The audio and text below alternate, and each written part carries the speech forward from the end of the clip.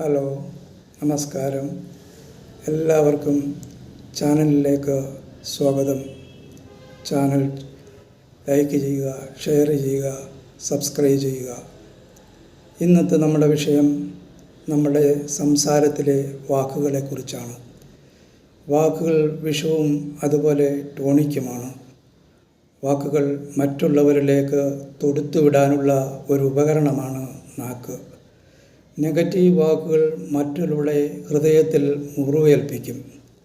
Positive വാക്കുകൾ മൃതസഞ്ജീവനി പോലെ പുതുജീവൻ പകരുന്നതും സന്തോഷം ഉളവാക്കുന്ന ഹോർമോണുകളെ ഉദ്ദീപിപ്പിക്കുന്നതുമാണ്. വാക്കുകൾ ദൈവത്തിൻ്റെ ദാനമാണ്. ദാനമായി കിട്ടിയ വാക്കുകൾ പോസിറ്റീവ് എനർജി നിറച്ച് ദാനമായി തന്നെ മറ്റുള്ളവർക്ക് നൽകുക.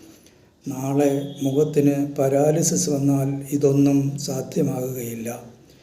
കഴിവതും സംസാരത്തിൽ വിഷലിപ്തമായ നെഗറ്റീവ് വാക്കുകൾ ഉപയോഗിക്കാതിരിക്കുക.